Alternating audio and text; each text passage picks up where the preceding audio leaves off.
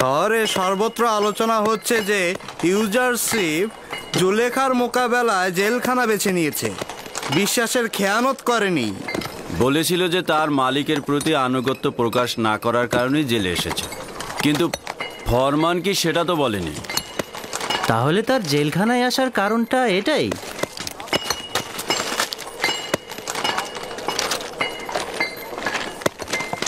এই জোয়ানকে যতই দেখছি ততই মুগ্ধ হচ্ছি। কেন জানি না, তাকে দিনের পর দিন পছন্দ করার মাত্রাটা বেড়েই চলেছে। শহর থেকে যেসব খবর শুনেছি, অসংখ্য সুন্দরীর কামনা বাসনার পাত্র সে, কিন্তু একজনের প্রতিও তার নজর নেই। খোদাগণ তোমার হেফাজত করো ইউজারশিপ। শুক্রিয়া জানাচ্ছি। যেসব খোদার নিজেদেরই হেফাজত দরকার, সে অন্যদের কি করে হেফাজত করবে?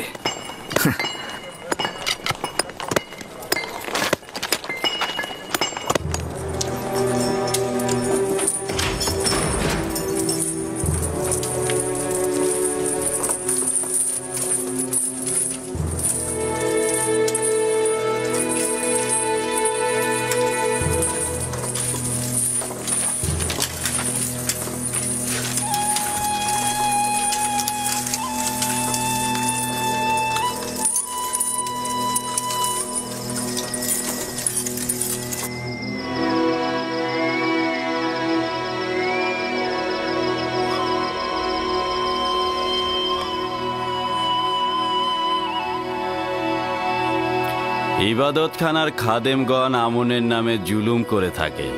কাউকে কখনো দেখিনি এর প্রতিরোধ করতে। আমনও তাদের কার্যাবলী সম্পর্কে অবগত নন।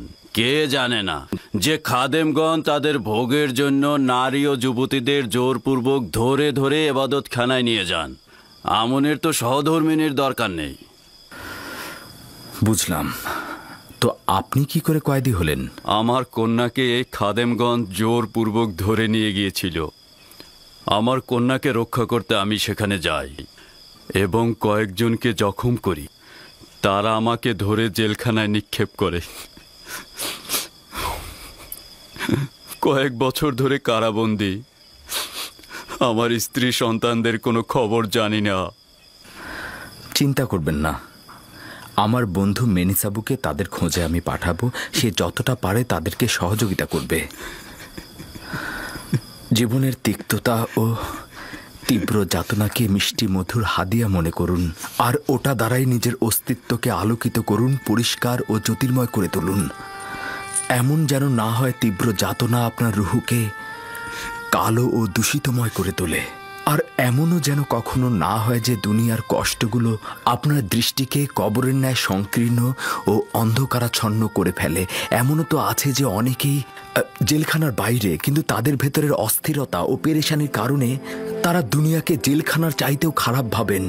জেলখানার থেকে খালাসের আশা মিষ্টতায় ভরা, আর মুক্ত অবস্থা থেকে খালাস হওয়ার বাসনা তিক্ততায় ভরা।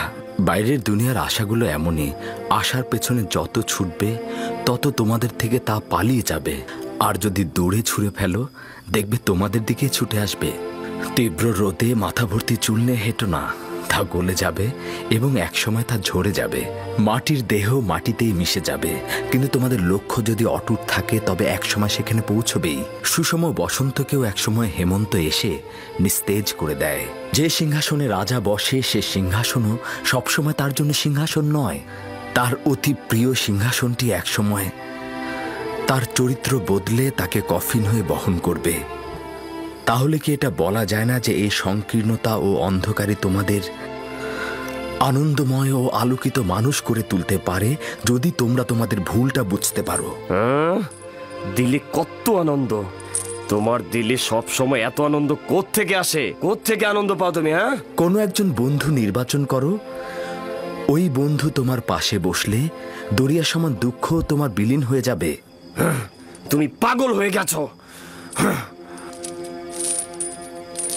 এই জেলখানা আর কারাগারের মধ্যে শুধুমাত্র মৃত্যুটা বাকি।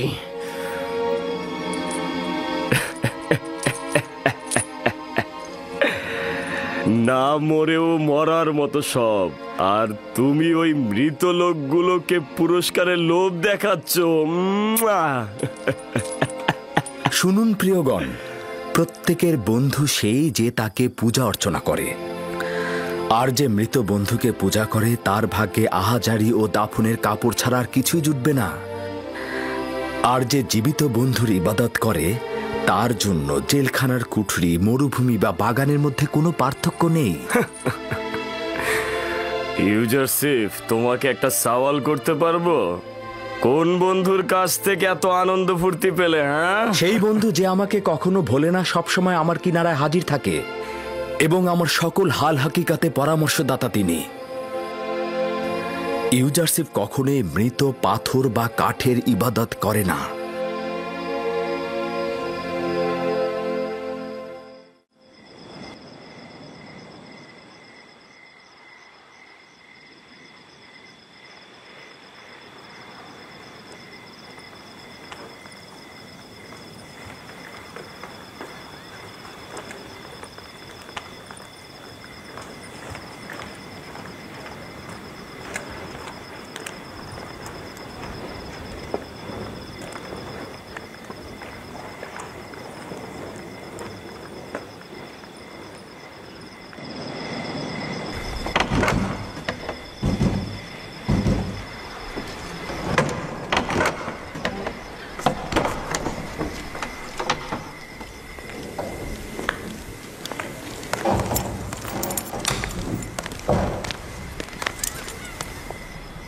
কি হলো?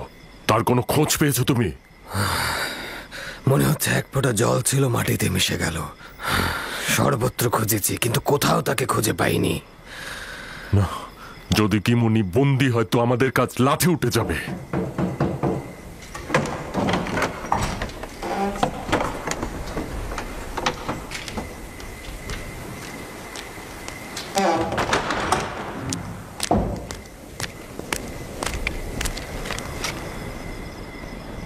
আপুপিস আর ইরানোস কি কম ছিল যে এখন খাদেম কিমুনি যোগ হলো? যদি একজনও কোনরূপ মুখ খোলে তবে আমেন হতে আমাদের কাউকে ছাড়বে না। আর ইবাদত খানার এলাকাগুলো সে তার নিজের অধীনে নিয়ে নেবে। এতটা সহজ হবে না। তারা জানে না যে জনাব আজ্ঞামোহর এবং ইবাদত খানার খাদেমদের প্রতি অবজ্ঞার জবাব খুব ভয়ানক হবে। আমন ইবাদতকারীগণ চুপ করে থাকবে না। আমার মনে হয় আপুপিস ও কিমুনি এখনো গ্রেপ্তার হয়নি। আর যদি গ্রেপ্তার হতো তাহলে অবশ্যই জনাব পুতিফার ও বাদশা আমেন হতে এতদিনে একটা না একটা পদক্ষেপ অবশ্যই গ্রহণ করে ফেলতো।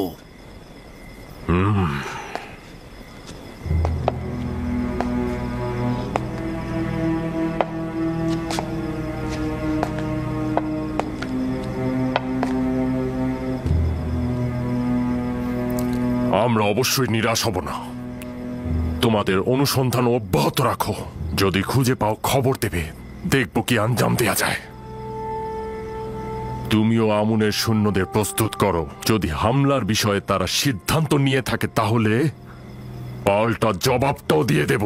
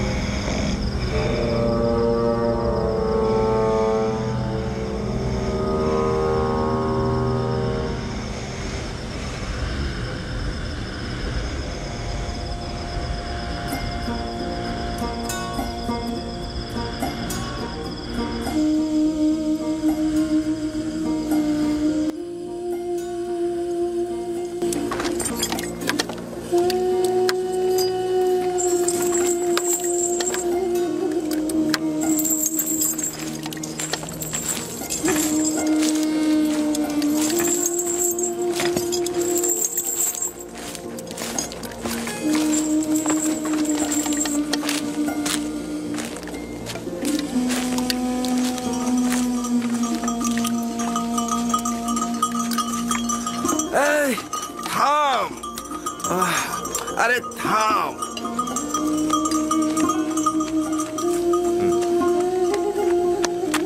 আয়!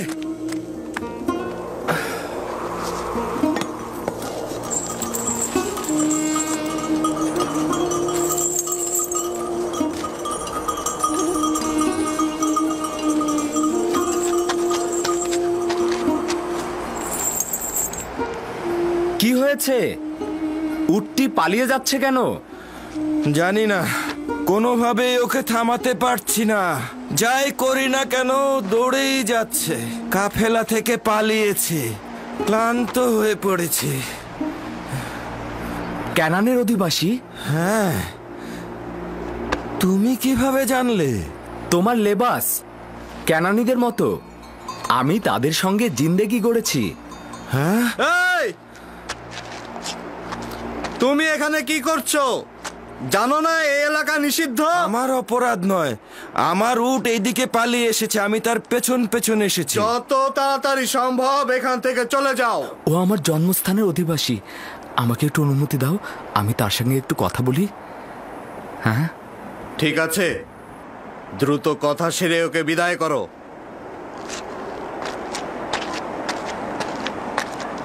তাহলে সত্যি তুমি ক্যানানি? হ্যাঁ। তুমি কে? আর এখানে কি করছো? সে অনেক কথা। আচ্ছা, তুমি কি ক্যানানের গণ্যমান্য মানুষদেরকে চেনো? চিনি তো, ইয়াকুব নবী, ইয়াকুব ইবনে ইসহাক ইবনে ইব্রাহিম। আমি শুনেছি তার পরিপূর্ণ 12টি শাখা ছিল। ছিল, কিন্তু একটি শাখা বিচ্ছিন্ন হয়ে গেছে।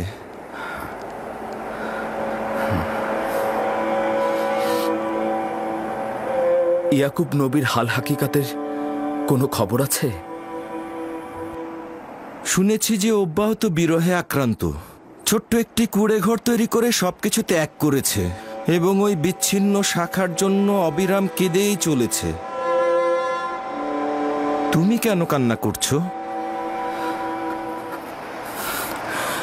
যদি ক্যানানের ওই অন্তর্জালের দগ্ধ বৃদ্ধের সাথে তোমার আবার দেখা হয়, বলবে পরিত্যক্ত এক জেলখানা সেই জওয়ানের পয়গম রয়েছে। বলবে একজন কয়েদি বলেছে, যখনই তোমার বিরহ বিচ্ছেদের সহ্য ক্ষমতা শেষ সীমানায় পৌঁছবে, তখন তার অনুনয়ের হাত যেন তার প্রিয় বন্ধুর দরবারে উত্তোলন করে। পিতার কাছ থেকে দূরে থাকা সে বিদেশ বিভূষিত সন্তানের জন্য যেন তিনি দোয়া করেন। তুমি কে? নিজের নাম ঠিকানা তো বলো। আমি অক্ষম, বলার অনুমতি নেই।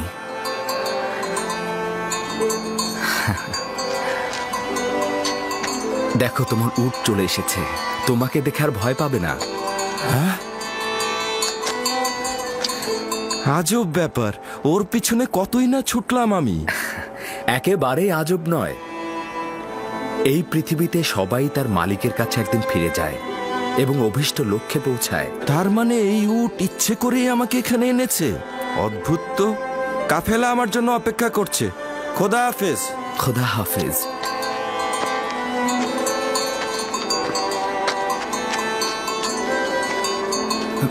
ক্যানানে সে মহান ব্যক্তিকে বলবে তার কেটে ফেলা শাখার বদলে মহান খোদাকে যেন নিজের দিলে রোপণ করে। তাকে সবুর ধরতে বলবে আর দোয়া করতে বলবে দ্রুত যেন তাকে ফিরে পায়। আচ্ছা, খোদা হাফেজ। খোদা হাফেজ।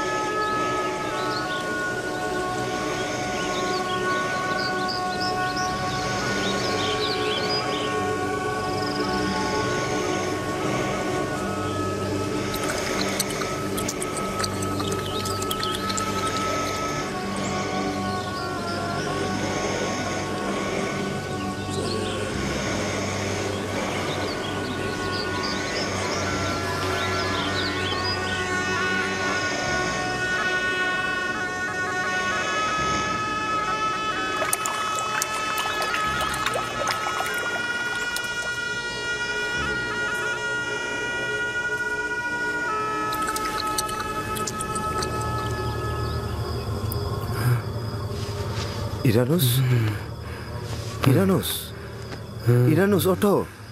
ইরানুস, খ্বাব দেখছিলে?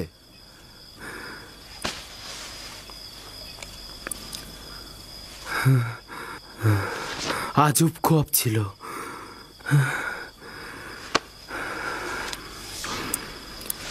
তুই কেন জেগে আছিস? আমিও খ্বাব দেখেছি। ঘুম থেকে উঠে বুঝতে পারলাম তুইও খ্বাব দেখছিস।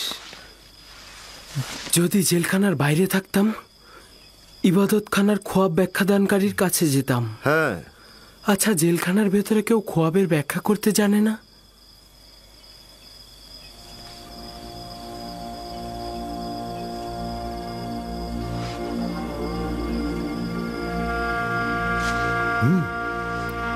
ইউজারশিপ? হ্যাঁ। এখন গভীর রাত, ভোরে ভোরে। ইউজারশিপ যদি ভোরবেলা খনিতে যায়? কারাগার পরিষ্কার পরিচ্ছন্নের জন্য কিদামিন কালকে কারাবন্দীদের ছুটি দিয়েছে। তাহলে আমিও ঘুমাই।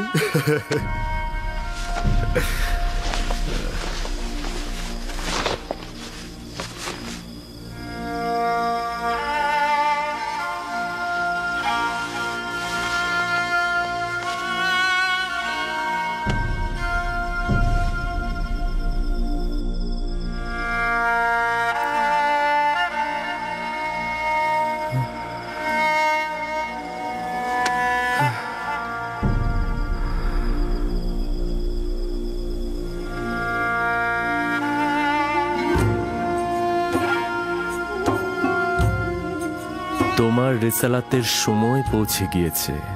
এখন থেকে পরবর্তীকারের আদেশ ও তোমার কর্তব্য হল কারাবন্দী ও মিশরের মানুষের হেদায়েত ও একাত্মবাদী খোদার তাবলিকের জন্য অঙ্গীকারবদ্ধ হওয়া। নিঃসন্দেহে এই পথে খোদা তাআলা তোমাকে সাহায্য ও মদত দেবে।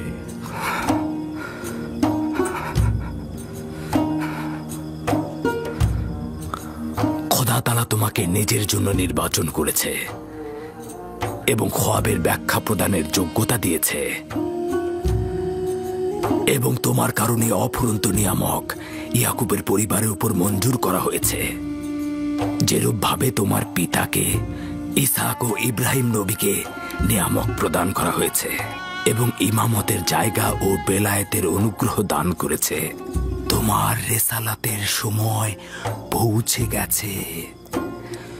তোমার রেসালাতের সময় পৌঁছে গেছে। তোমার রেসালাতের সময় পৌঁছে গেছে।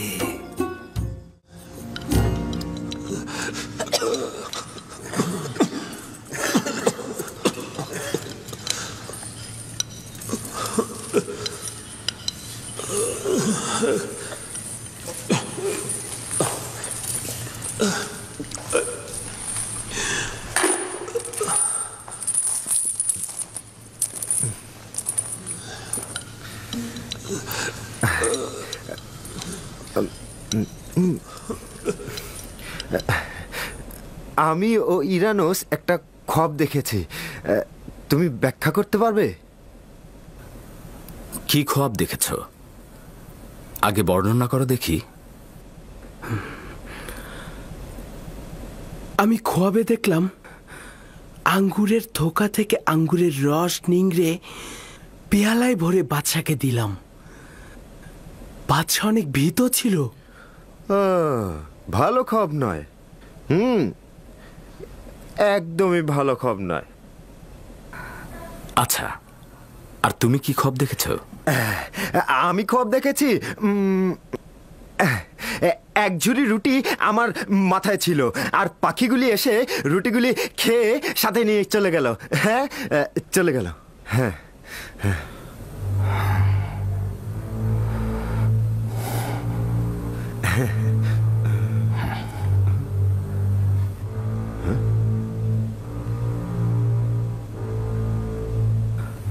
আমার এই খোয়াবের ব্যাখ্যা যদি তোমাদের জন্য ক্ষতিকারক হয় তবুও তোমরা কবুল করবে? কবুল করব। কবুল করবে? এইটা কি করে হবে? তুমি যেটা বলবে সেটাই মেনে নিতে হবে। বোঝাই যাচ্ছে যে তোমরা আমার কথার হাকিকত নিয়ে সন্দেহ পোষণ করবে। আমি তোমাদের অধিকার দিচ্ছি, তবে এটা জেনে রাখো যে আমি খোয়াবের ব্যাখ্যা জানি, আর আমি এখন যেটা বলবো সেটা অবশ্যই বাস্তবে ঘটবে। প্রথমে আমি তোমাদের একটা নিশানা স্পষ্ট করব, তারপরে আমি তোমাদের খোয়াবের ব্যাখ্যা প্রদান করব। যেমন কি নিশানা? যেমন আজকে আমাদের এখানে কি খাবার নিয়ে আসবে সেটা আমরা কেউ জানি না, আমি বলে দেব। বাহ বাহ ইউজারসিফ, তুমি দেখি তন্ত্র মন্ত্রও শিখেছ। কখনোই নয়, আমি জাদুবিদ্যা জাদুশাস্ত্র দিয়ে খোয়াবের ব্যাখ্যা শিখিনি। আমার রুহ সহযোগিতা প্রাপ্ত হয়েছে, আসমানি সহযোগিতা, মহান রাব্বুল আলামিনের এলেম দ্বারা ইলহাম প্রাপ্ত। এই জ্ঞান আমার পরওয়ারদিগার আমাকে শিক্ষা দিয়েছে। তুমি যে খোদাকে উদ্দেশ্য করে বলছো সে মিশরের মহান আমন খোদা নয় তো?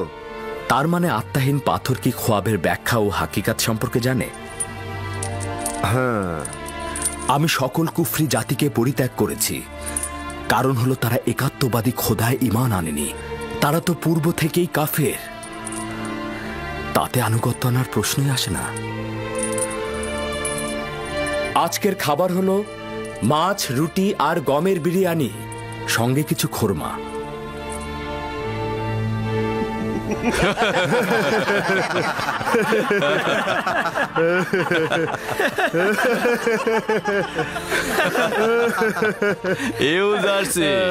এটা কারাগার, মেহমান খানা নয়। কয়েদিখানা এই খাবার? আমি তো স্বপ্নেও এই খাবার দেখিনি। এই খাবার শুধুমাত্র বিলাসবহুল জলসায় শরাবের সাথে খেয়ে থাকে, জাবিরা জেলখানায় নয়।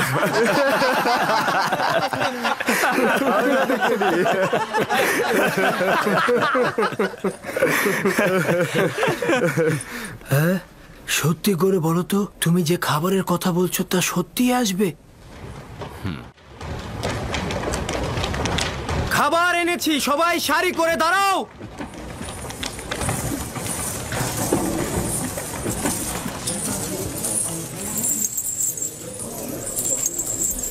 আজকের খোরাক কি? যদি বলি তাহলে তো বিশ্বাস করবে না। মাছ আর রুটি, গমের বিরিয়ানি আর খোরমা। তুমি কি করে জানলে? এই খাবার তো এখনই নিয়ে আসা হলো।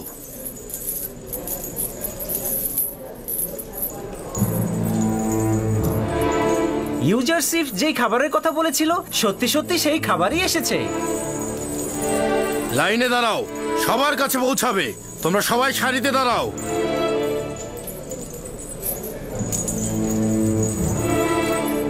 কারাগারের জন্য এই খাবার? এই খাবার বানু জুলেখার নির্দেশে এখানে আনা হয়েছে।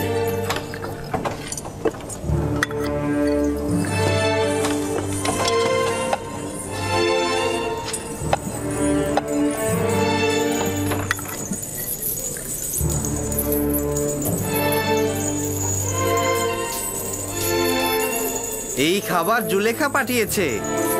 আচ্ছা, এটা জুলেখারি কারবার। তা নয় তো কি, এর আগে কখনো এই কারাগারে এমন খাবার দেখেছো? বানু জুলেখা কারাবন্দীদের প্রতি সহানুভূতিশীল হয়ে তাদের মনোরঞ্জনের জন্য এই খাবার পাঠিয়েছে। সকল কয়েদির মনোরঞ্জনের জন্য নাকি একজন কয়েদির মনোরঞ্জনের জন্য? হ্যাঁ,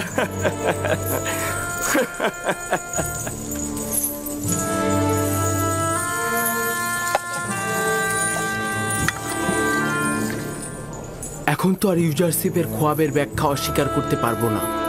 নিঃসন্দেহে তুমি যা বলবে সেটাই ঘটবে। ইউজারশিপ, তুমি তো আমাদের সাথেই বসা ছিলে, কি করে জানলে আজ এই খাবার দেবে?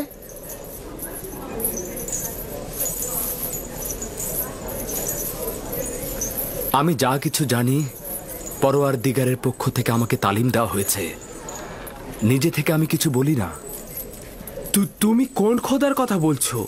তুমি কার অনুসারী? আমি আমার পিতা ও পিতামহের দিনের অনুসরণ করি, ইব্রাহিম, ইসহাক ও ইয়াকুব দিনের।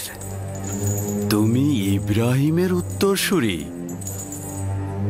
যে কিনা এক খোদার অনুসরণ করত। হ্যাঁ, সেই যে কিনা তোমাদের অনেক খোদাগণের বিরুদ্ধে অভ্যুত্থান করেছিল, সেই যে কিনা কুফরি, শেরেক ও নিজ হাতে তৈরি করা খোদার বিরুদ্ধে সংগ্রাম করেছিল। এই ইউজারশিপ, হাজার হাজার বছর ধরে আমাদের পূর্বপুরুষরা আমুন খোদার ইবাদত করে আসছে। তারা কি এতদিন ভুল করে এসেছে? নির্জীব পাথর খোদাই করে তৈরি হয় তোমাদের সেই মহান আমুন খোদা। পাথরের কারিগররা তাদের নিজ ইচ্ছে মতো তার আকার দিয়ে থাকেন। এটা কি ইবাদতের যোগ্য, নাকি মহাপরাক্রমশালী যে পরাজিত হন না তিনি ইবাদতের যোগ্য? এইরকম খোদাই আসলে ভালোবাসা আর ইবাদতের যোগ্য। কিন্তু কিন্তু আমরা কোথা থেকে জানবো এর অস্তিত্ব? তাকে তো আমরা কখনো দেখিনি। তাহলে আমরা তাকে কিভাবে পাবো? আমাকে তো তোমাদের হেদায়েতের জন্য এখানে পাঠানো হয়েছে এবং তোমাদের খোয়াবের ব্যাখ্যা প্রদানের ক্ষমতা দেয়া হয়েছে। তোমাদের আজকের খাবারের আগাম খবর তো আমিই দিলাম। একটা মাত্র ভবিষ্যৎবাণী শুনে আমরা আমাদের খোদাকে ভুলে যাব না, আর তোমার খোদার ইবাদত করব না। তোমাদের আগে বলেছি আমার এলেম রাব্বুল আলামিনের কাছ থেকে, না আমার নিজের কাছ থেকে। এখন আমি তোমাদেরকে এমন বিষয়ে বলবো যেটা আমি আগে কখনোই তোমাদেরকে বলিনি।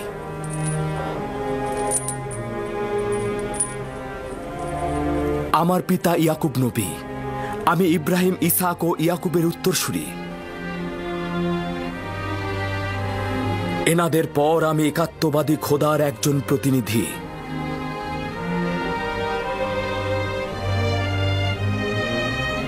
তোমাদেরকে আমি আমার পূর্বপুরুষ ইব্রাহিমের দিন এবং একক ও অদ্বিতীয় খোদায় ঈমান আনতে আহ্বান করছি। তুমি তাহলে খোদাবন্দের প্রেরিত প্রতিনিধি? তোমাদের জন্য বলছি, আম্বিয়া সিলসিলার একটি ধারণা ইনসানদের হেদায়েতের জন্য প্রেরণ করা হয়েছে।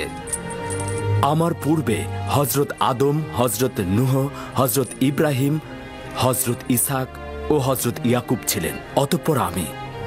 এরপরে আরো অনেক পয়গম্বর আসবে এবং আখেরিনী আম্বিয়া হজরত ইব্রাহিমের সিলসিলা থেকে আসবে। এবং জেলখানায় একজন পয়গম্বর? জেলখানা খোদার সম্পত্তি এবং আমি খোদার নবী এবং তোমরা খোদার বান্দা। তো জেলখানার ভেতরে আর জেলখানার বাইরে কি পার্থক্য রয়েছে? তাহলে আমাদের খোয়াবের ব্যাখ্যার কি হবে? শোনো, তোমাদের কথা তো আমি ভুলিনি, চিন্তিত হও না। অবশ্যই তোমাদের খোয়াবের ব্যাখ্যা ঈমানের সঙ্গে সম্পর্কিত। ওই খোদাবান্দের প্রতি ঈমান আনবে যিনি আমাকে ব্যাখ্যা শিখিয়েছেন। ঈমান গ্রহণ করব? তুমি যা বলবে সেটাই শুনবো। কিছুই বলার নেই, কিন্তু আমরা তো তোমার খোদাকে চিনি না। হ্যাঁ, এতদিন ধরে যার ইবাদত করেছো তাকে কি তোমরা চেনো? তোমরা কি জানো না তোমাদের মাবুদগুলো আত্মাহীন পাথর, তারা ইচ্ছাহীন এবং তারা অক্ষম? জানো না কি এই অহেতুক জিনিসের ইবাদতে তোমাদের কোনরূপ সম্মান ও মঙ্গল বয়ে আনবে না? এই পরিস্থিতিতে আমার মাবুদ সকল মাখলুকাতের খালেক, সকল মাখলুকাতের মূল সত্তা, আর আমার মালেক সকল মন্দ কাজ থেকে বিরত থাকে।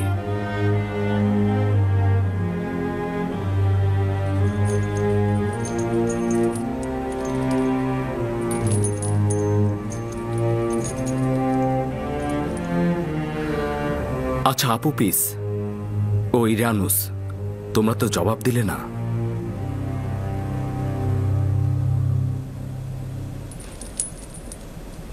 সভ্যতার সবচাইতে বড় দলিল তোমার মাবুদের কুদরত, যা তুমি দেখালে। আমি ঈমান আনছি। আচ্ছা আপু পিস, এবার তোমার কথা বলো। সত্যি বলতে কি, যখন চিন্তা করি তামাম জীবন একটা ইচ্ছাহীন সত্তার ইবাদত করছি, তখন নিজেকে খুব মূর্খ মনে হয়। সন্দেহ নেই যে তোমার খোদা আমাদের খোদার থেকে উত্তম। আমিও ইরানুসের মতো তোমার খোদায় ঈমান আনলাম। যদিও তোমার খোদাকে সরাসরি দেখা যায় না, তবুও তোমার খোদা আমাদের খোদার চাইতে অনেক উত্তম। কেননা আমাদের খোদা আমাদের পরিস্থিতি লক্ষ্য করেন না। যদি আমুন ও আমুনের অন্যান্য খোদা দ্বারা কোনরূপ কল্যাণ পেতাম, তাহলে এই কথার জন্য তোমাকে শাস্তি দিতাম। কিন্তু এখন আমি বলছি, যদি তোমার খোদা তোমার মতোই মেহেরবান হয়, তাহলে আমি তাকে তোমার মতোই ভালোবাসবো। সত্যি বলছি।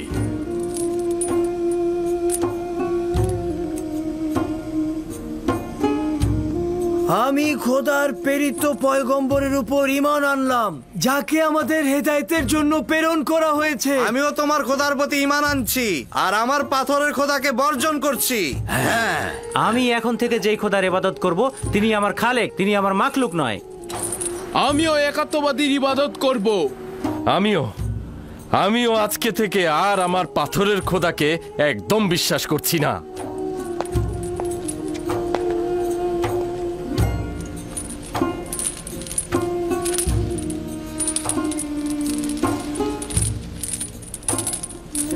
এখন তাহলে সকলে আমার সঙ্গে বলো,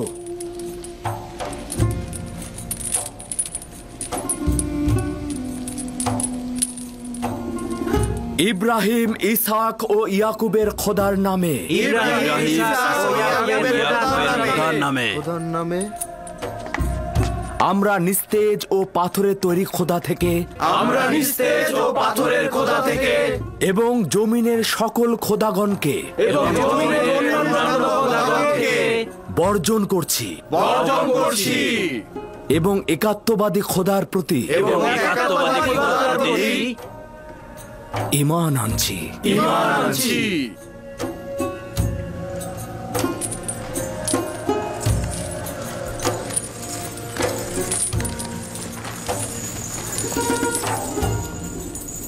ইউজারশিপের বিরুদ্ধে পদক্ষেপ নেওয়া উচিত।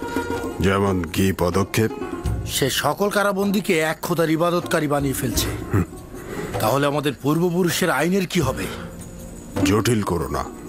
ইউজারশিপ আমাদের জেলখানার জন্য আশীর্বাদ স্বরূপ, আর আমরাও তাই চাই।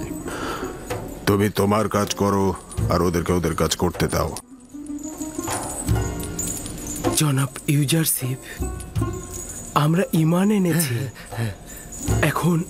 এখন আমাদের খোয়াবের ব্যাখ্যা করুন। আমাকে কথা দিয়েছিলে তোমাদের খোয়াবের ব্যাখ্যা যা কিছু হোক কবুল করবে, এমনকি যদি ক্ষতিকারক হয় তবেও। কবুল করছি তো। আমরা প্রতিজ্ঞায় অটল আছি। ইরানুস, তোমার খোয়াবের ব্যাখ্যা হচ্ছে এই যে 3 দিন পর তুমি তোমার পূর্ব পেশায় ফিরে যাবে এবং আমেন হতেবের সাক্ষী হিসেবে সম্মান ও মর্যাদা পাবে। আর আপু পিস, তুমি 3 দিন পর শাস্তি স্বরূপ ফাঁসি কাষ্ঠে ঝুলবে। তোমাকে ঝুলিয়ে রাখা হবে, আর পাখিরা তোমার দেহ ঠুকরে ঠুকরে খাবে।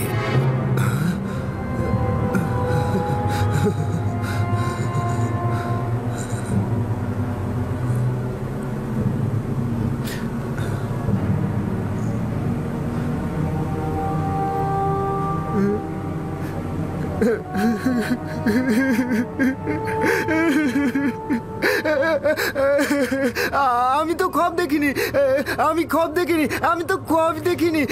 যখন যখন দেখলাম ইরানুস খব দেখছে, তখন আমি তাকে মিথ্যা বললাম। আমি তো কোনো খবই দেখিনি।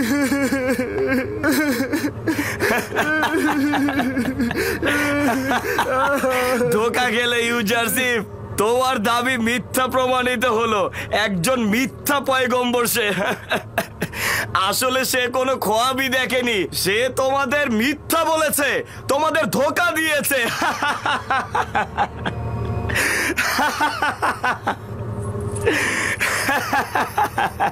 আফসোস যদি তোমার কথা সত্য হতো, কিন্তু আমি যা কিছু বলেছি তাকদীরের কলবে লেখা হয়ে গেছে, আর নিঃসন্দেহে এটাই সংঘটিত হবে।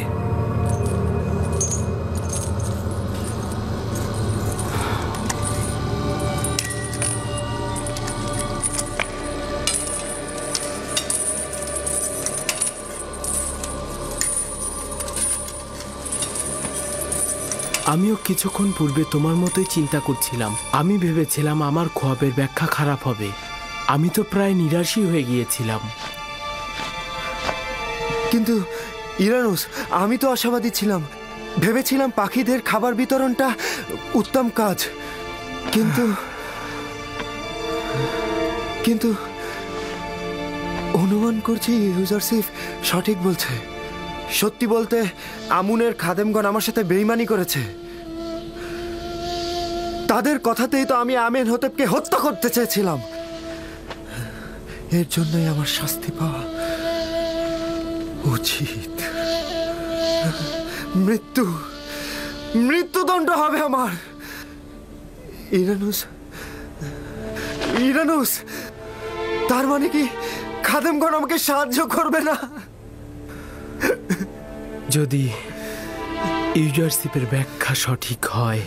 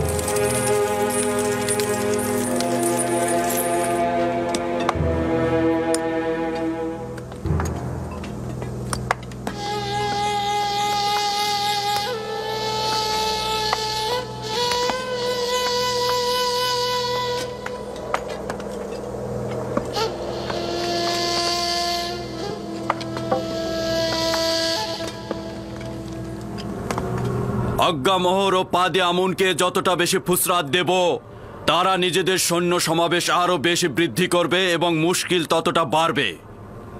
যদি সিদ্ধান্ত এই হয় যে তাদের সঙ্গে সংঘর্ষে লিপ্ত হব, তাহলে আমার প্রস্তাব আজ্ঞামোহর ও পাদে আমুনকে এখানে এনে কিমনি ও আপুপিসের মুখোমুখি করা। তারা তো আর আপুপিসের স্বীকারোক্তিকে অস্বীকার করতে পারবে না, তাই নয় কি? পারবে?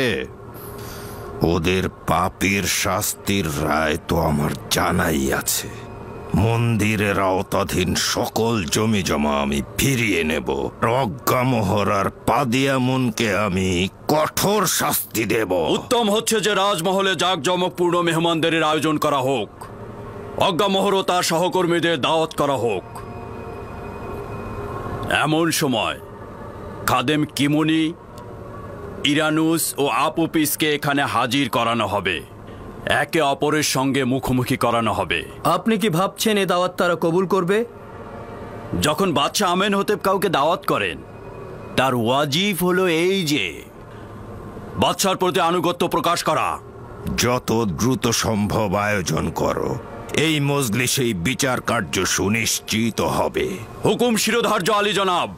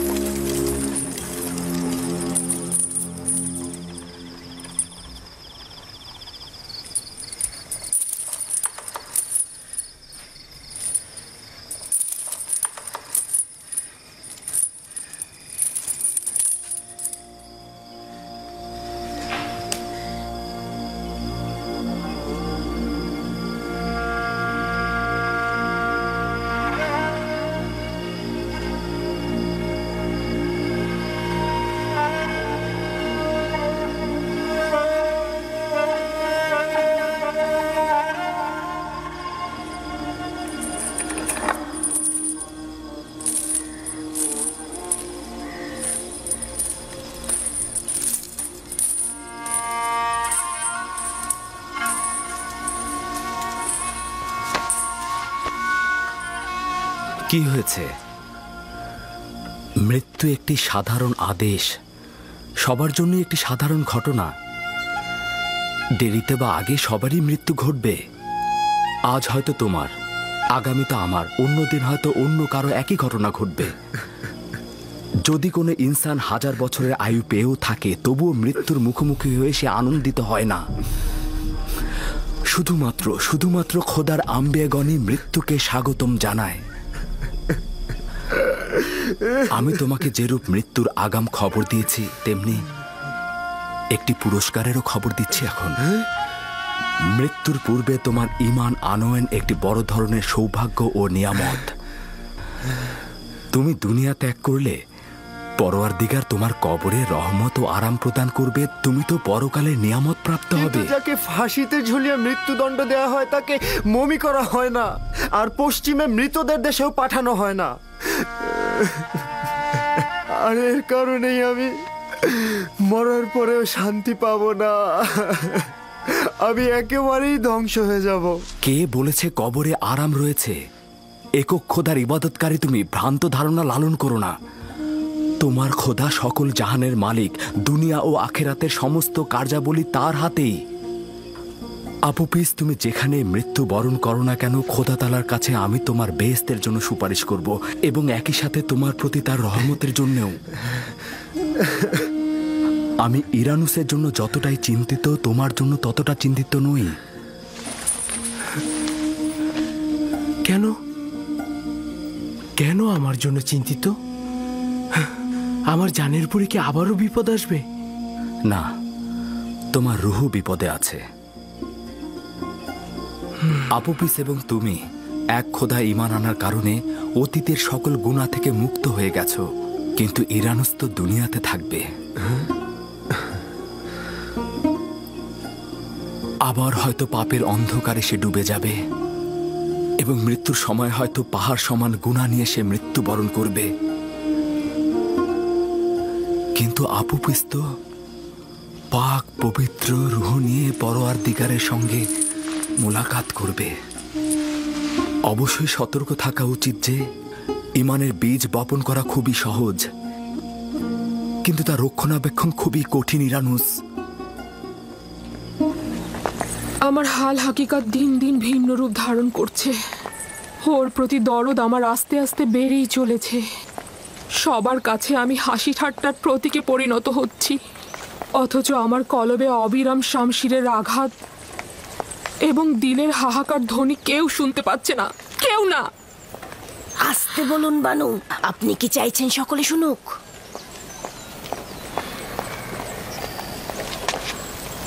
আমি আঘাতে বিশ্বাসী। ইউজারসিফের আনুগত্য ও বশ্যতা শিকারের একমাত্র পথ আঘাত ও দৌড়া মারা। আপনার একটু ধৈর্য ধরা উচিত বানু। আমি ইউজারসিফকে ছোট থেকে বড় করেছি। কেউ তাকে কোনো কাজে বাধ্য করতে পারে না, যদি সেটা তার অমতে হয়। আমি অন্য কোনো পন্থার কথা ভাবতেই পারছি না। কিন্তু আমি ভাবছি তাকে যদি জোর না করে একটু বোঝানো যায়, তাহলে হয়তো আনুগত্য প্রকাশ করবে। যদিও এই কাজ করে কোনো ফায়দা নেই, তবু আপনাকে খুশি করতে যে কোনো কাজ করতে আমি প্রস্তুত আছি বানু। আজ এই মুহূর্তেই আমি জাবিরা কারাগারে যেতে চাই।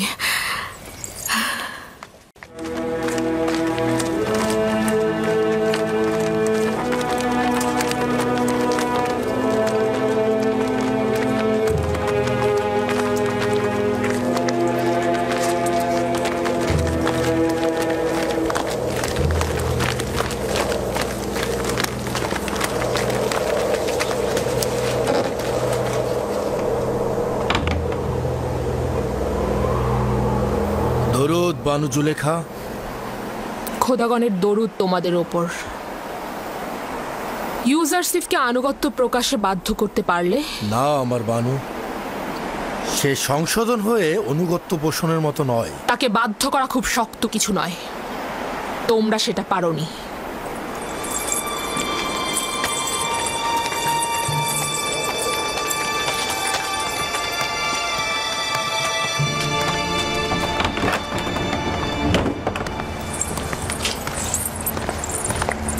আমি এই এব্রানি গোলামকে জেলখানায় পাঠিয়েছি তাকে শাস্তি দেওয়ার জন্য। ওকে এখানে পাঠিয়েছি যাতে শেকল পরিয়ে ক্ষুধার্ত অবস্থায় রাখা হয়, আর তোমরা তাকে আজাদ দিয়ে রেখেছো। মহান বানু, এমন কাউকে লোহার বেড়ি পরানো হয় যে পালাতে চায়, কিন্তু ইউজারশিপ তো পালাতে ইচ্ছুক নয়। তাকেই ক্ষুধার্ত অবস্থায় রাখবো যার ক্ষুধার জ্বালা আছে। কই, ইউজারশিপের তো ক্ষুধার জ্বালা নেই। তাকেই দৌড়রা মারবো যে এখানে অপরাধ করে, কিন্তু ইউজারশিপের তো কোনো অপরাধ নেই। তাহলে হাকিকত রয়েছে যে ইউজারশিপ তোমাদের সকলের মন জয় করে ফেলেছে। আমার স্বীকার করতে দ্বিধা নেই, কথাটা সত্যি। যে কেউ তার আচরণ আর ব্যবহারে মুগ্ধ হয়ে তার অনুরাগী হয়ে উঠতে পারে, এতে দোষের কিছু নেই। আমি চাইছি কারিমামা ইউজারশিপের সাথে কথা বলুক, তাকে ওখানে পৌঁছে দিন। প্রহরী, ইউজারশিপকে মোলাকাতের জন্য নিয়ে আসা হোক।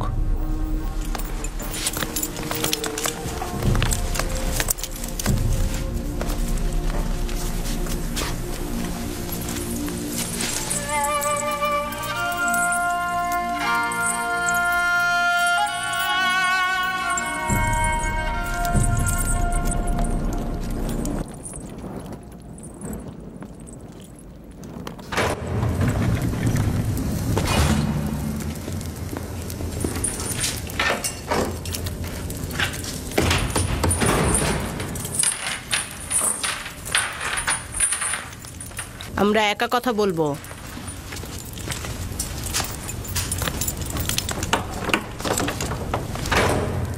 আবার কি হলো কারিমামা? বানু জুলেখাকে এখনো তার সে খেয়ালিপানা জেহানে লালন করছে? খাওয়া দাওয়া কিছুক্ষণের জন্য ভুলে থাকা যায়,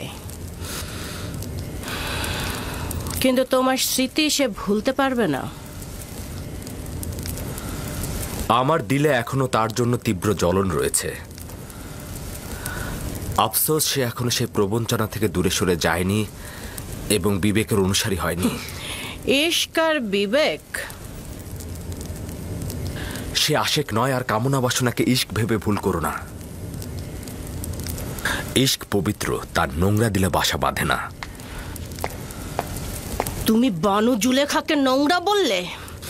খোদার কসম, যদি অনুমতি থাকতো তাহলে তোমাকে আঘাতে জর্জরিত করে আনুগত্য প্রকাশ করাতাম, কিন্তু কি করব, বানু জুলেখা এতে বাধা সৃষ্টি করে। তিনি ভালো করেই জানেন যে ইউজারশিপ আনুগত্য প্রকাশ করার মতো নয়, আর সে কারণে তিনি আপনাকে অনুমতি দিচ্ছেন না।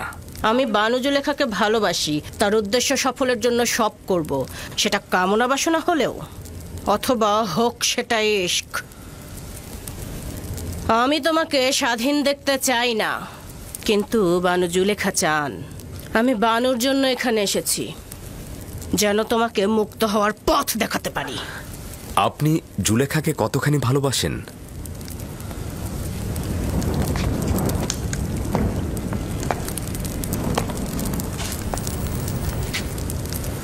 আমার জানের আন্দাজ পরিমাণ। আর আমি আমার খালেককে আমার অস্তিত্বের চাইতেও বেশি ভালোবাসি, আর আমার আকাঙ্ক্ষা হচ্ছে আমার সকল আমূল দিয়ে আমি তাকে ভালোবাসবো, জুলেখাকে নয়। আমি তোমাকে কথা দিলাম, যদি বানুর প্রতি আনুগত্য প্রকাশ করো আর তার চাওয়া পূরণ করো, তাহলে তোমাকে এখান থেকে মুক্ত করব। জুলেখাকে আপনি বলে দেবেন ইউজারশিপ নোংরা ও গুনার পরিবর্তে স্বাধীনতা কিনবে না। উত্তম হচ্ছে তিনি যেন তার রুহকে শয়তানের কাছে বিক্রয় না করেন। তিনি কেন এটা বুঝছেন না, তার কারণে মিশরের বিশ্বস্ত স্ত্রীরা তাদের স্বামীদের কাছে বিশ্বাস হারাচ্ছেন। যদিও বানু জুলেখাকে আমি অনেক পছন্দ করি, তারপরেও স্বীকার করে নেওয়া উচিত সে একজন বদ মহিলা। পুতিফারের মতো একজন মহান লোকের স্ত্রী হয়েও কিভাবে পারে অন্য একজনের পিছে ছুটতে, আর সেটা যদি হয় তোমার মতো একজন।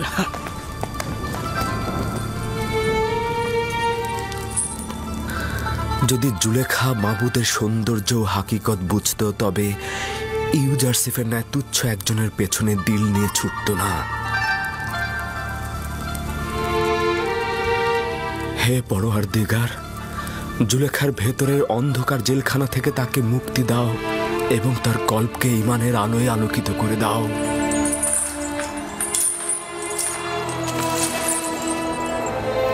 সে যতদিন না আমার আনুগত্য প্রকাশ করবে সে বন্দী থাকবে। ইউজারশিপ যতদিন না পর্যন্ত কানের উল্টো দিক দেখছে ততদিন পর্যন্ত বন্দী থাকবে। রওনা হও।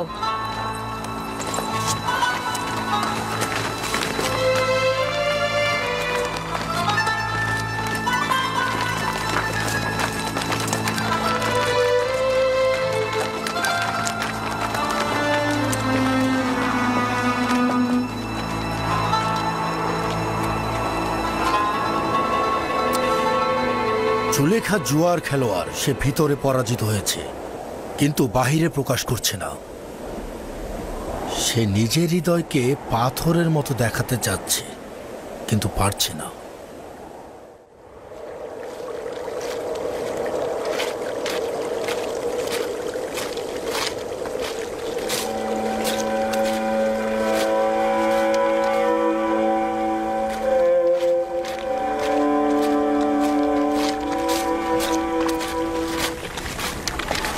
খোদাতালার দরুদ তোমার উপর। তোমার উপরেও খোদাতালার দরুদ। ইয়াকুব নবীকে খুঁজছি। তার কাছে কি চাও? আমি তার কাছে মিশরের এক কয়েদি জওয়ানের পয়গাম নিয়ে এসেছি। কি বলছিলে? একজন কয়েদি জওয়ান?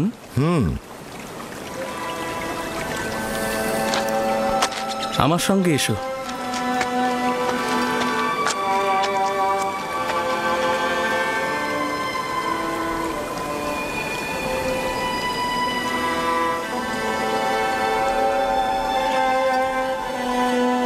এসো।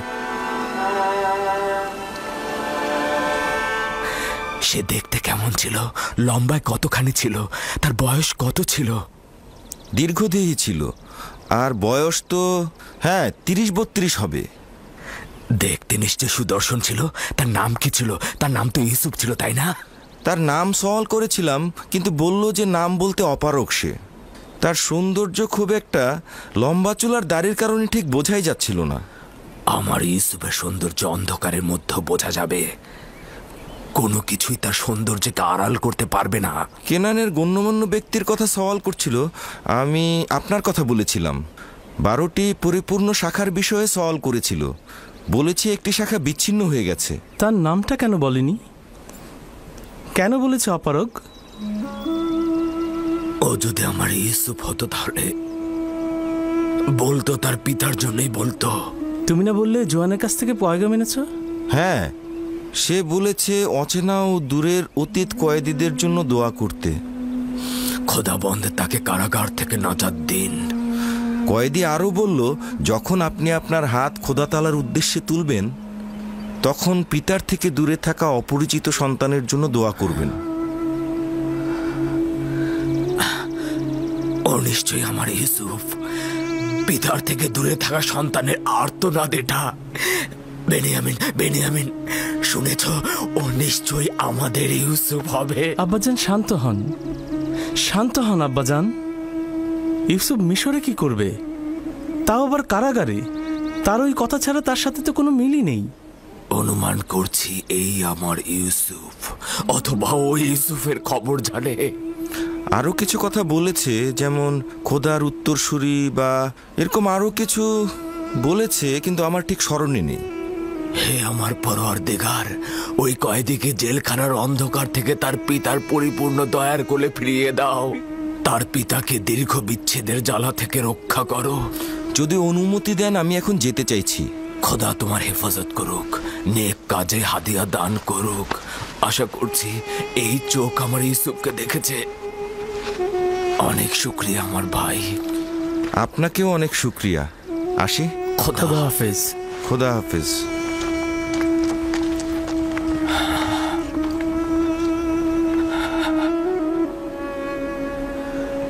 হে দয়াময়, ওই মিশরী যুবকের দরখাস্ত আপনি কবুল করুন।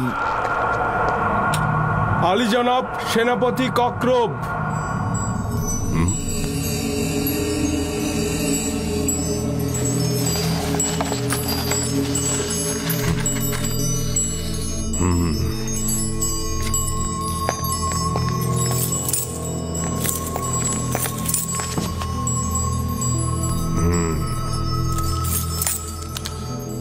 দরুদ মহান পুরোহিত আলী জনাব অজ্ঞামোহর, মিশরের মহান খোদাবান্দেগার বাদশাহ তৃতীয় আমেনহোতেপ মহান খাদেম আজ্ঞামোহরকে এক জাঁকজমকপূর্ণ অনুষ্ঠানে যাবার জন্য আমন্ত্রণ করেছেন। এটা রাজমহলের বৃহত্তম মিলনায়তনে অনুষ্ঠিত হবে। আশা করা যাচ্ছে যে জনাব আজ্ঞামোহর এখানে সশরীরে উপস্থিত হয়ে অনুষ্ঠানকে অলঙ্কৃত করবেন।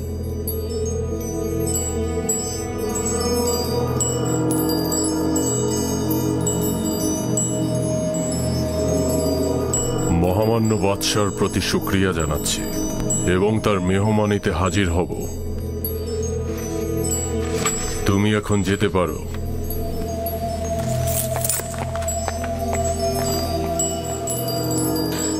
এটা নিশ্চয়ই আমাদেরকে আটকানোর কোনো ফাঁদ। কেন রাজি হলেন? উপায় নেই। হাজির না হওয়া মানে বিদ্রোহ, অর্থাৎ আমেনহোতেপের বিরুদ্ধে যুদ্ধ ঘোষণা। অন্যদিকে আপুপিসকে নিয়ে যদি কোনো ঘটনা ঘটে যায় তাহলে আমরা উস্কানিদাতা হিসেবে পরিচিত হব এবং তার জন্য অপরাধী হয়ে যাব, গ্রেফতারও হতে পারি। যদি এই মেহমানদারি ফাঁদ ও ষড়যন্ত্র হয়ে থাকে তাহলে কি হবে? পাদিয়ামনের উচিত হবে তার সিপাহীদের আদেশ দেওয়া যেন তারা প্রস্তুত থাকে, বিপদে যেন তারা পদক্ষেপ নিতে পারে। আমরাও শহরের কিছু গণ্যমান্য ব্যক্তিকে ওই মেহমানদারিতে নিয়ে যাব, যেন হাজরানে মজলিসের সামনে আমাদের বিরুদ্ধে কোনো পদক্ষেপ না নিতে পারে। এটা ভালো হবে, কারণ আমাদের অসংখ্য অনুসারী রয়েছে। আমেনহোতেপের এত সাহস হবে না যে এই অনুসারীদের মাঝে অজ্ঞামোহরকে অপমান করবে। খুব ভালো, এখন চলে যাও, মেহমানদারির জন্য প্রস্তুত হও।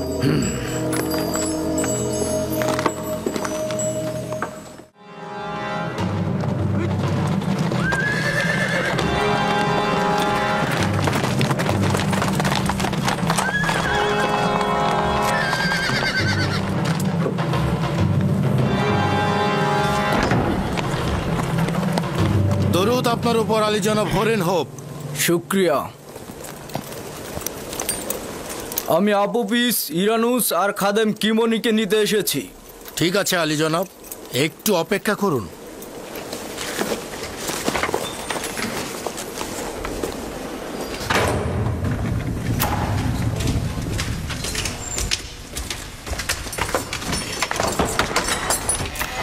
কয়েদি আপুপিস, ইরানুস, যাওয়ার জন্য প্রস্তুত হয়ে নাও। শান্ত হও, শান্ত হও আপুপিস।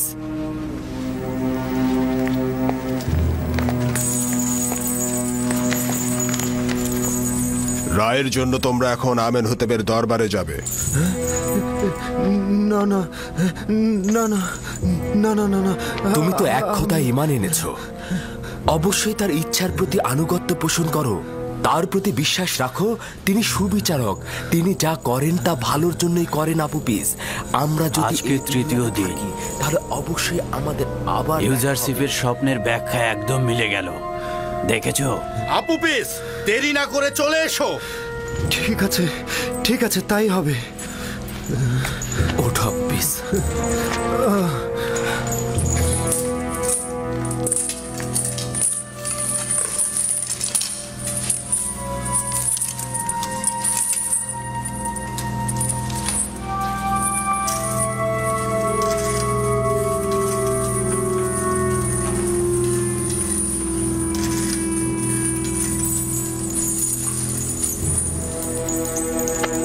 ভয় পেও না, তুমি তোমার খালেকের দিদারে যাচ্ছ।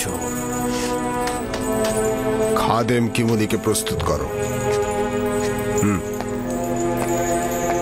ঈমান নিয়ে এখান থেকে যাচ্ছ, আনন্দিত হও, বড় আনন্দের দিন তোমার।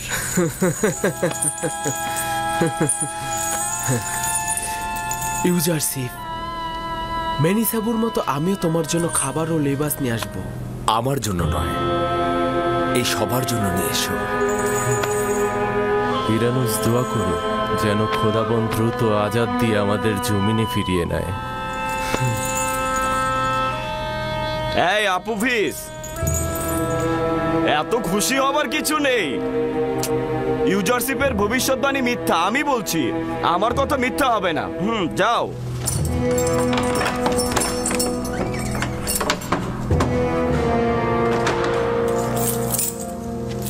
ধৈর্য দরজা খুলে দাও।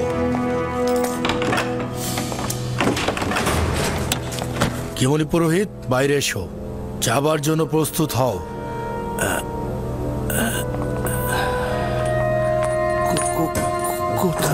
কোথায় যাব আমি? আমি জানি না। আমেনহোতেবের রাজমহলের শাওয়ারিগণ তোমাকে নিতে এসেছে। হ্যাঁ, তাকে শেকল বেরি পরানো হোক।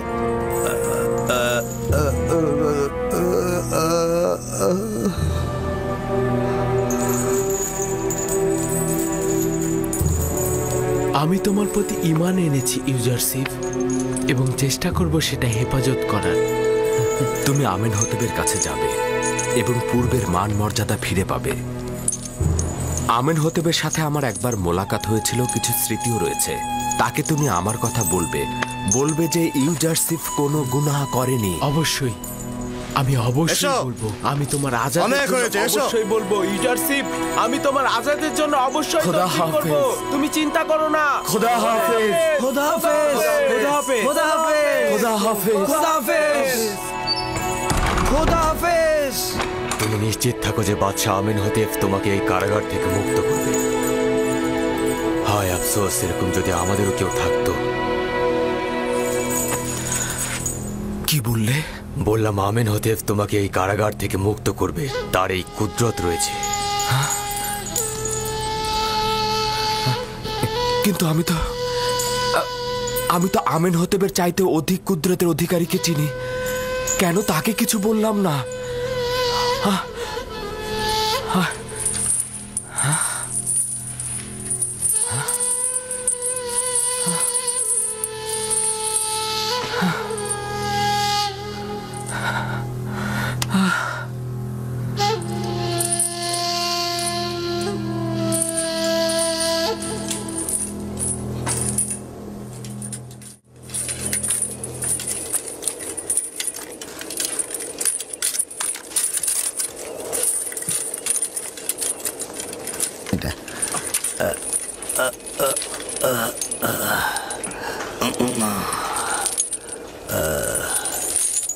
জনাব কিমনি, আপনি? হ্যাঁ, আপুপিস, ইরানুস, তোমরা এখানে কি করছো? মিথ্যে অভিনয় একদম করো না। মাসের পর মাস আমরা এই জেলখানায় আটকে আছি, কিন্তু কোনো পুরোহিত আমাদের কোনো খবর নেয়নি। কেন? আমাদের কি আসার কথা ছিল? তোমাদের জেলে আসার সঙ্গে আমাদের কি সম্পর্ক ছিল? হ্যাঁ, তোমরা অনেকেই তোর, তোমাদের জন্য আমরা জেলে এসেছি। আমার এই হাতগুলো যদি বাঁধা না থাকতো, তোমার দাঁতগুলো আমি ভেঙে ফেলতাম, তারপরে বুঝতে কেমন লাগে।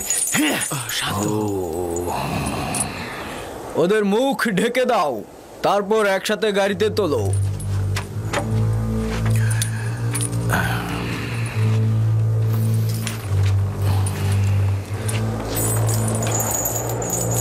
হাত নিচে নামাও, জলদি করো।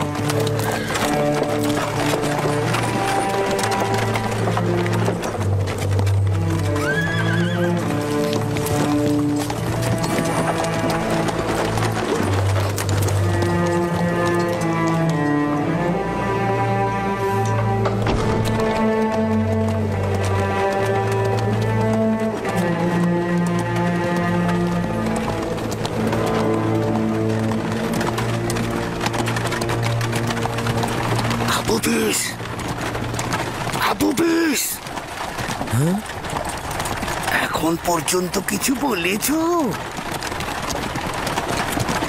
আঘাত সহ্য করতে পারিনি, সব বলে দিয়েছি। এটা কি করেছো? তোমার স্ত্রী সন্তানদের কথা একবারও ভাবলে না? দোররার আঘাত যদি তোমার উপরে পড়তো, তাহলে তুমিও সব বলে দিতে। যাই হোক, আমি এ ব্যাপারে কোনো কথা বলতে চাই না। যেটা হবার হয়ে গেছে। এখনো কিছুই হয়নি। এখনো যদি তুমি অস্বীকার করো, তাহলে অন্তত তোমার স্ত্রী সন্তানেরা বেঁচে যাবে। তোমার ভালোর কথা আগে চিন্তা করো। তুমি নিজেই আগে বাঁচো। আপুপিস, মনে রেখো, আমনের খাদেমরা কিন্তু তোমার পরিবারকে ছাড়বে না। কিন্তু পুতিফারও তো ছাড়বে না। বলবে জানের মায়ায় আমি সব স্বীকার করেছি, বলবে আঘাত সহ্য করতে না পেরে আমি সব দোষ স্বীকার করেছি। মুখ বন্ধ করে চুপচাপ বসে থাকো। এই তোমরা কথা বলো না।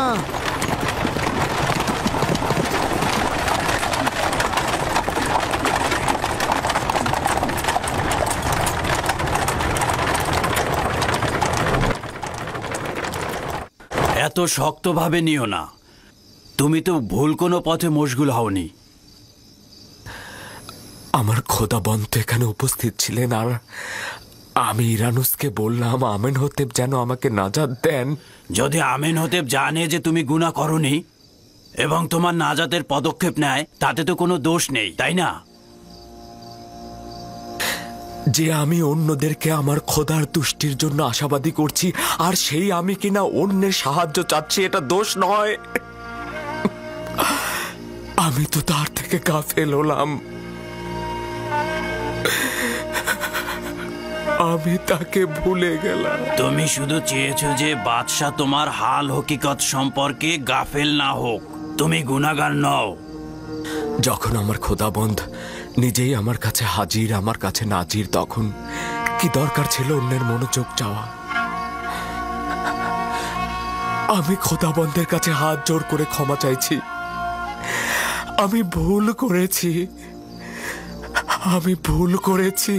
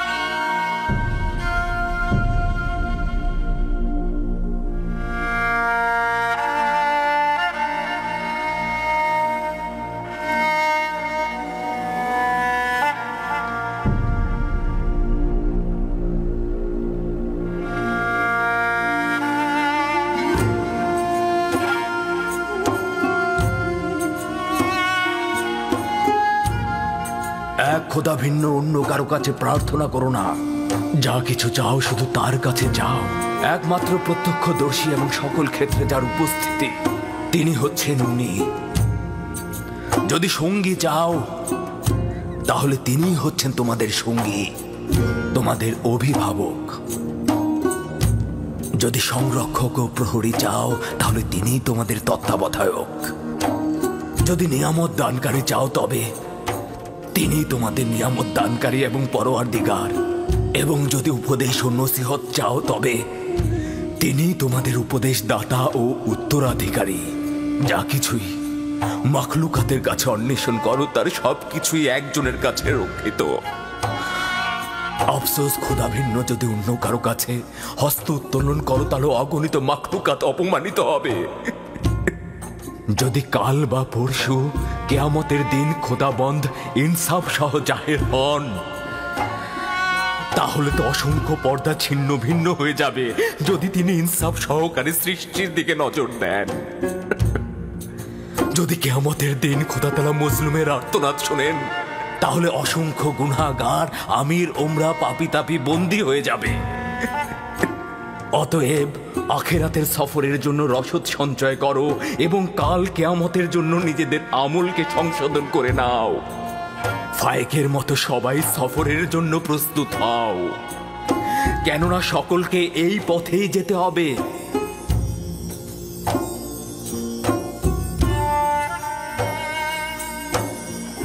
আমার গুনহার শাস্তি সম্পর্কে অবগত করতে এসেছেন। শান্ত হও ইউসুফ, নিজেকে এতটা কষ্ট দিও না। আমি আমার পাপ সম্পর্কে অবগত। আমি কখনোই নিজেকে ক্ষমা করব না। তোমার এই অবগত হওয়াতেই মহান খোদার সন্তুষ্টি।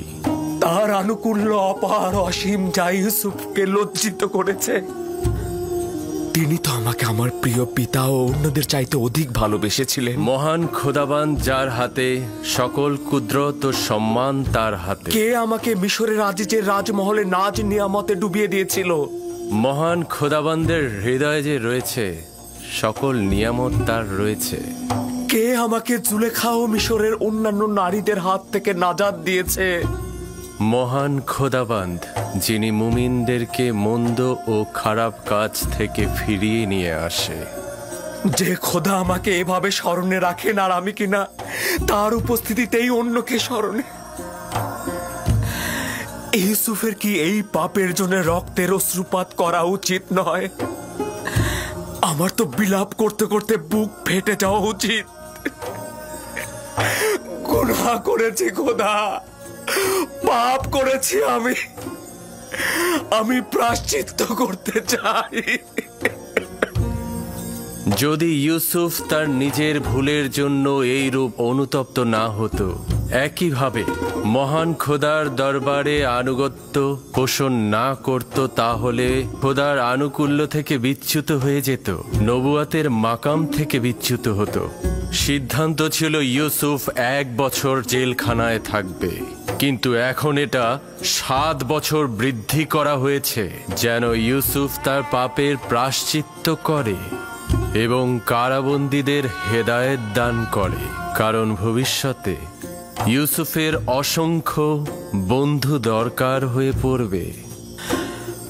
আমি কারাগার আলিঙ্গন করছি, এমনকি যদি সমস্ত জিন্দেগি হয়। শুধু আমার মাবুদ যেন আমার থেকে দৃষ্টি ফিরিয়ে না নেন, শুধু এটাই কামনা করছি। আমি শুকরিয়া জ্ঞাপন করছি, শুকরিয়া জ্ঞাপন করছি।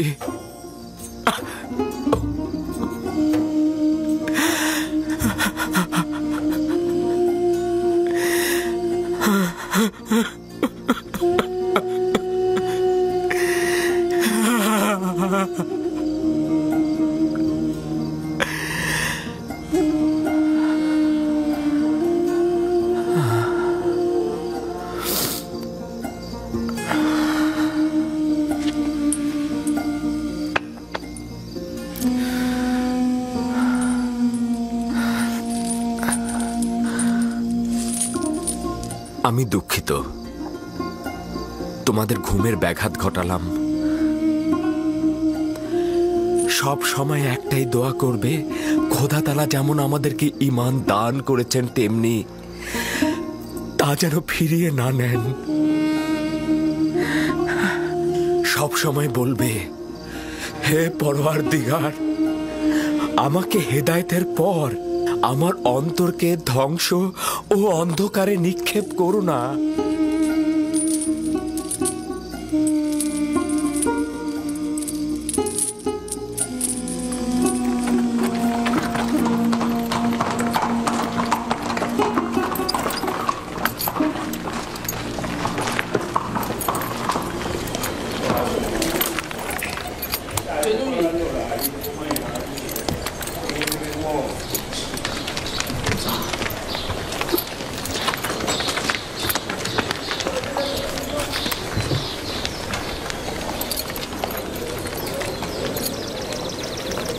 সম্ভাব্য বিপদের মোকাবেলায় প্রয়োজনীয় পদক্ষেপ চিন্তা করেছো তো?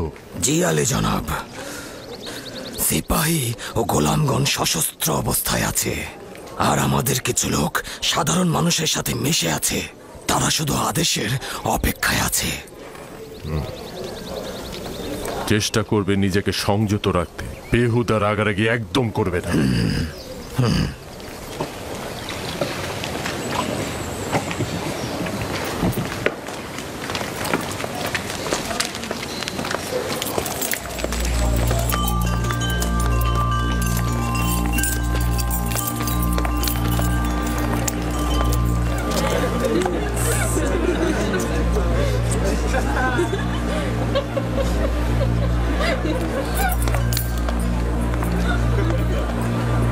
জনাব বদিয়ামুন, আপনাদের অস্ত্রগুলো জমা দিন।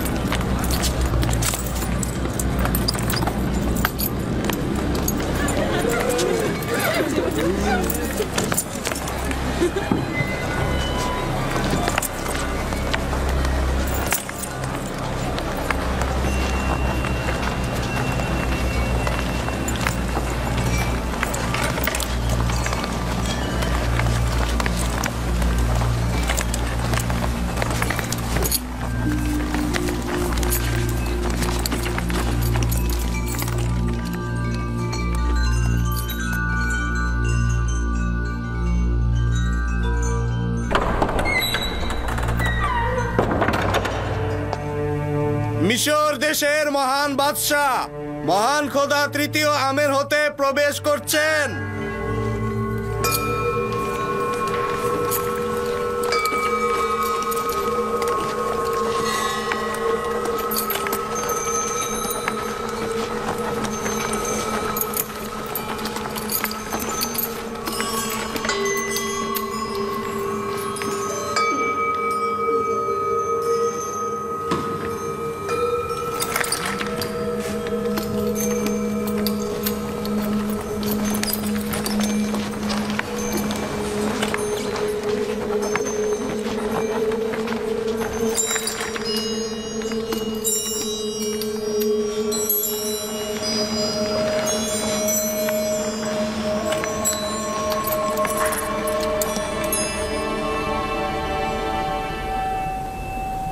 বাবা জনাব আজ্ঞামোহর, মিশর ভূমির খোদার প্রধান খাদেম আজকের মেহমানদারিতে খোশ আমদেদ। আপনার উপরেও দরুদ মিশরের মহান খোদা মহান বাদশাহ তৃতীয় আমেন হতেপ, মিশরের সকল রাজমহলের শ্রেষ্ঠ বাদশাহ। আচ্ছা, সত্যি করে বলুন তো জনাব আজ্ঞামোহর, যে উপাধি ব্যবহার করলেন তা কি নিজে কবুল করেন? আমাদের সন্দেহ নেই এবং যা বললাম তা শতভাগ সত্যতা রয়েছে। আমন খোদার খাদেমদের দৃষ্টিতে মিশরের সকল বাদশাহই অর্ধ খোদা পদমর্যাদার অধিকারী। তাহলে উপস্থিত গণ্যমান্যদের কাছে সওয়াল করছি, অজ্ঞামোহরের কথা অনুযায়ী এই পদমর্যাদার অধিকারীর বিরুদ্ধে ষড়যন্ত্রকারীর শাস্তি কি হওয়া উচিত?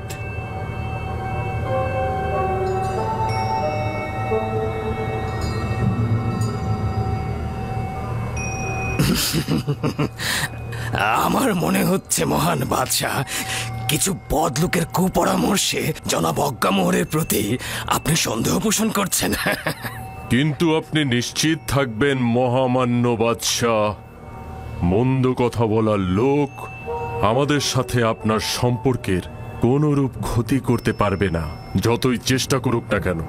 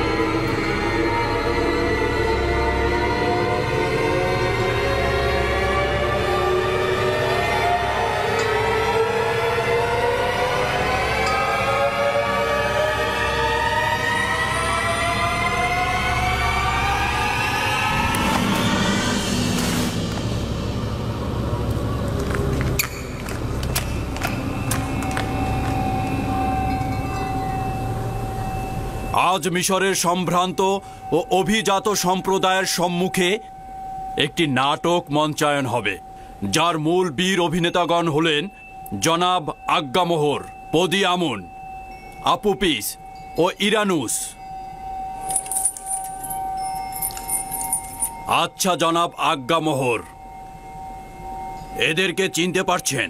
জি, যদি আমি ভুল না করে থাকি তারা জনাব আমেন হতেপের দস্তরখানার তত্ত্বাবধায়ক এবং শরাব দানকারী। আচ্ছা, এবাদতখানার সঙ্গে এই দুজনের সম্পর্ক কি, নাকি এখন ওদের কাছ থেকেই শুনতে হবে?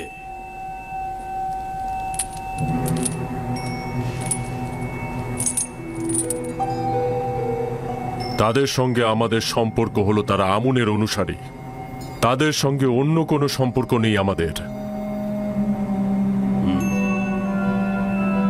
আচ্ছা আপুপিস, তোর কি খবর?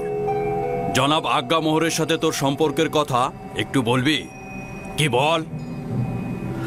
সত্যি বলছি, আমার সাথে আজ্ঞামোহরের কোনো সম্পর্ক নেই।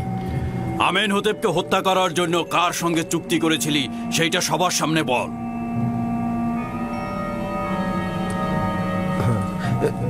না না না, আমার তো তার সাথে কোনো চুক্তি হয়নি। কিন্তু তুই জেলখানার প্রতিনিধির সম্মুখে স্বীকার করেছিস যে আজ্ঞামোহর তোকে হাজারো স্বর্ণরৌপ্য দিয়েছে এবং তুই বাদশার পেয়ালায় বিষ ঢেলে দিয়েছিস। তোর স্বীকারোক্তি দেওয়ার সময় কয়েকজন জেলখানায় হাজির ছিল। না না, অস্বীকার করব না। তখন আমি জানের মায়ায় বাঁচার জন্য অস্বীকার করেছি। মহামান্য বাদশার জান কতলের ব্যাপারে কি বলবি? কেন এই কাজ করেছিলি? এই ঘটনার সঙ্গে জনাব আজ্ঞামোহরের কোনো সম্পর্ক নেই। আমি যখন খাদ্য তত্ত্বাবধায়ক ছিলাম তখন জনাব বাদশাহ আমার উপরে রাগান্বিত হয়েছিলেন আর আমি ভয় পেয়েছিলাম। ভেবেছিলাম বাদশাহ আমার জান কতল করে ফেলবেন, সেই কারণেই আমি এটা করেছি। জানো তো, কেউ যদি বাদশাকে হত্যার চেষ্টা করে তাহলে তার শাস্তি মৃত্যু। এটা উত্তম নয় কি? তোমরা আসল পরিকল্পনাকারীর নামটা বলে দাও আর সেই শাস্তি পাক।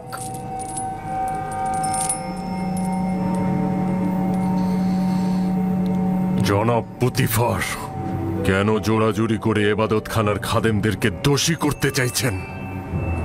সে সবার সম্মুখে আমাদের সাথে তাদের সম্পর্কের কথা অস্বীকার করেছে। আপনি তাহলে আর কি প্রমাণের অপেক্ষা করছেন?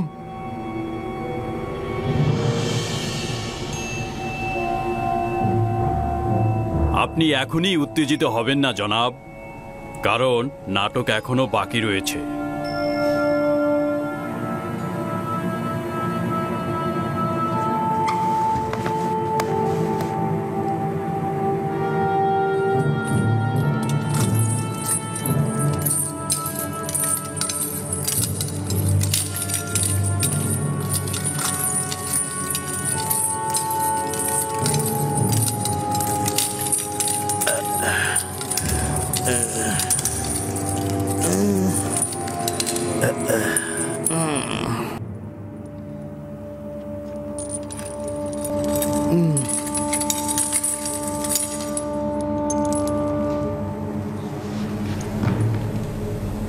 জনাব কিমুনি, তুমি জাভিরা জেলখানার সম্মুখে কি করছিলে এবং আপুপিসের সঙ্গে তোমার কি দরকার ছিল?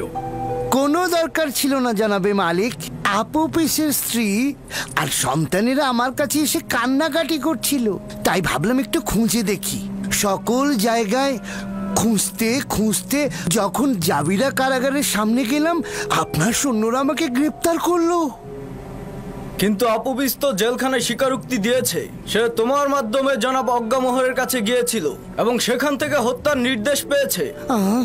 আঘাতের দ্বারা স্বীকারোক্তি, এর কি কোনো মূল্য আছে জনাব হরেনহোভ?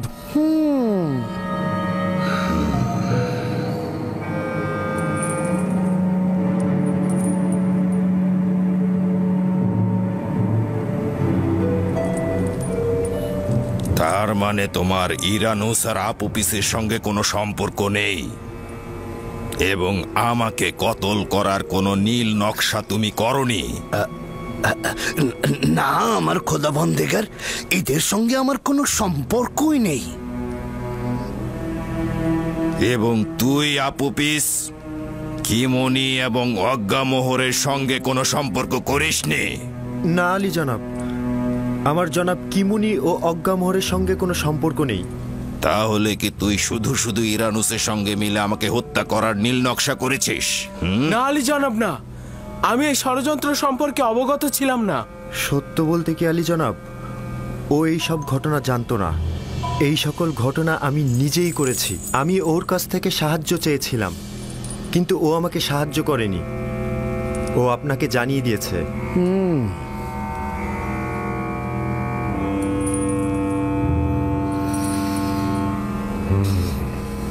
আমার চোখের সামনে থেকে দূর হয়ে যা, নইলে লাগাম ছাড়া হয়ে তোকে হত্যার নির্দেশ দেব।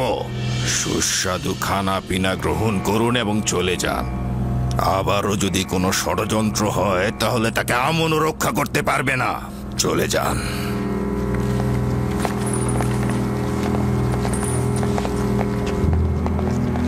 এটা এবাদতখানার খোদা ও খাদেমদের চরম অবমাননা। এরা কাফের, আমুনকে ঘৃণা করে। আমুন এদের জবাব ঠিক সময় মতো দেবে। তুই নির্ঘাত বোকা, নিজের জানকে আজ্ঞামোহরের জন্য উৎসর্গ করলি। যদি হাকিকত বলতি তাহলে এখান থেকে নাজাত পেতি। আমি নিজের জানকে পরিবার ও আত্মীয় স্বজনদের জন্য উৎসর্গ করলাম।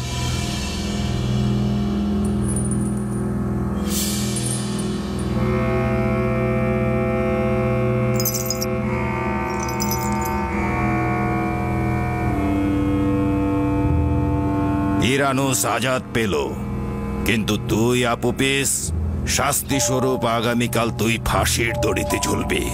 এটা অন্যের জন্য শিক্ষা।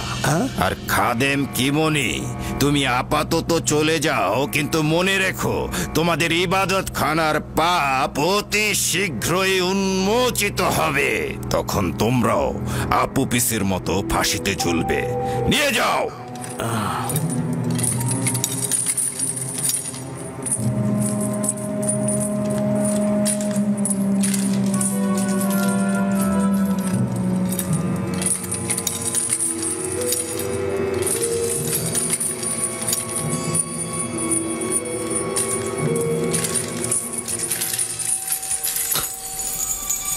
রাজসভা শেষ হলো, সবাই চলে যান।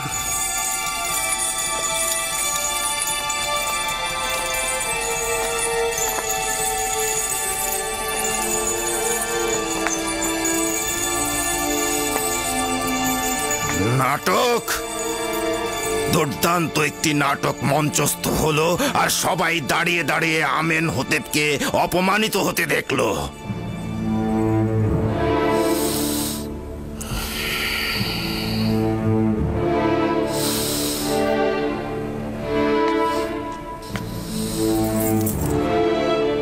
ইরানুস। জি জি জি জি আলী জনাব। তুই কি আমার শরাব দানকারী সাকি নস? জি জি জি আলী জনাব, অবশ্যই। তাহলে শরাব কোথায়? আপনার খেদমতে হাজির জনাব।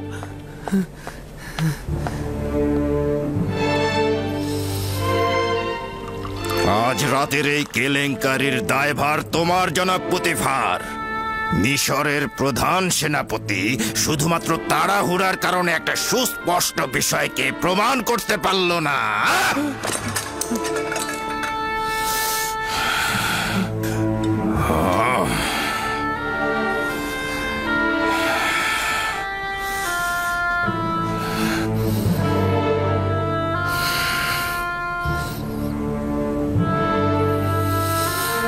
তুমি আমাকে আশ্বাস দিয়েছিলে সব আমাদের অনুকূলে আছে, আর তুমি সেটা প্রমাণ করতে পারবে।